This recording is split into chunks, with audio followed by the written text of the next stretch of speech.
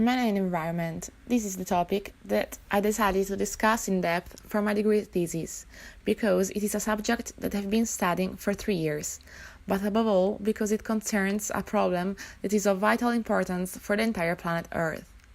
Until the last century, there was no need to worry about the human impact on the environment, as it still maintained the balanced man-nature. But when we began to understand the danger inherent in the cost-benefit relationship in the exploitation of the Earth's resources and in the catastrophic effects that we were going through, the voices of the first landscape ecologists were raised in 1939. Scientists who, seeing the landscape made up not only of physical morphological entities, but also of ecological cultural units, warned us. The limit of the Earth's carrying capacity had been surpassed by the load of human activities. Continuing the studies on this subject in 2002, it was verified that human intervention has altered about 50% of the Earth's surface. I question what are the basic necessities for the continuation of man's life on the planet. Omitting to speak here of the most obvious, such as water, food, mineral resources, I will focus on energy. As is well known, the production of energy is indispensable for all human activities. The problem is, however, that 80% of energy comes from fossil fuels, and that these fuels are not only non-eternal, but are also responsible for the release into the atmosphere of the so-called greenhouse gas, the first cause, in addition to deforestation, of climate change, with consequent melting of the glaciers, rising seas, danger of spreading tropical diseases. With the awakening of awareness of these dangers, efforts are multiplying in seeking alternative energies, such as solar, wind, hydraulic, geothermal, biomass, and cold fusion of hydrogen atoms. To all these must be added the formation and new awareness of man in respect of his environment. In recent decades, human attention to environmental issues has increased considerably. Many people have begun to take an interest in this issue and found ways to help improve the situation. Others have decided to join and set up non-profit organizations with the aim of protecting the environment.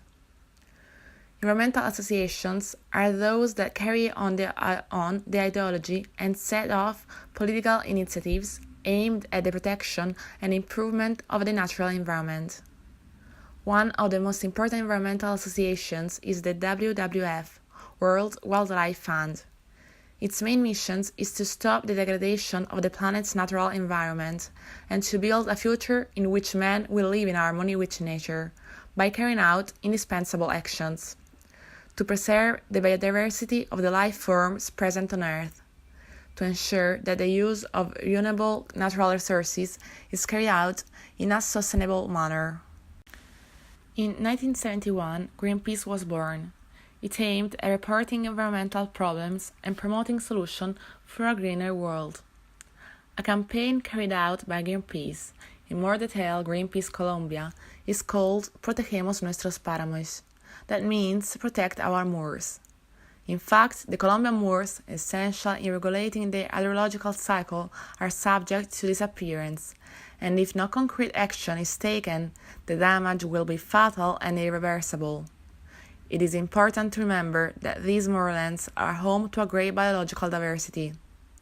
It is estimated that there are about 4,700 different species of plants and 70 mammals. Deforestation must be stopped so that forests, like the Colombian ones, will no longer be seen as carbon reserves to be exploited, but as places rich in biodiversity to be protected. It was not until the 1960s that the environmental problems began to be discussed, and the actions that each state had to take to try to reduce the damage began to be considered. But we had to wait until 1972 for the creation of the first program dealing exclusively with environmental problems, the United Nations Environmental Programme. In 1988, the Intergovernmental Panel on Climate Change was formed and can be described as the leading international body for the evaluation of climate change. The United Nations Conference on Environment and Development, also known as the Air Summit, was held in Rio de Janeiro in June 1992.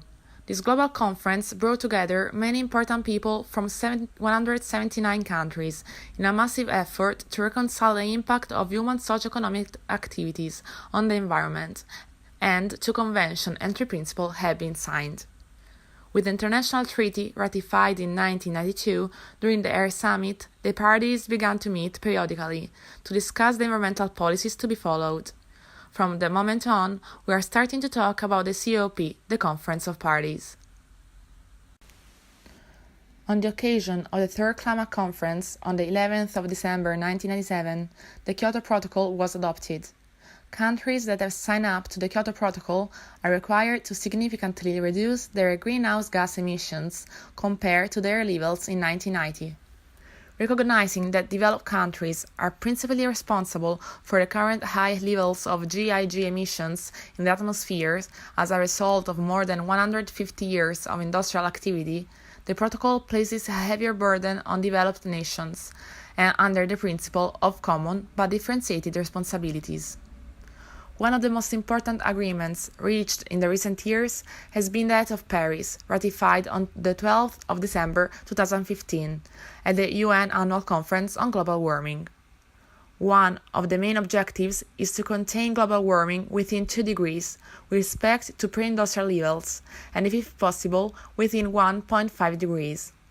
To reach the target, emissions must be reduced by 2020. Coming to the conclusions, it can be said that the problem in question is global, and in its globality, it must be faced with awareness not only of all peoples and nations, but also of individuals. There can be no defections in the observance of the common rules. The responsibility lies with each one as with all. It is for the safety of planet Earth and humanity, and it is worth it.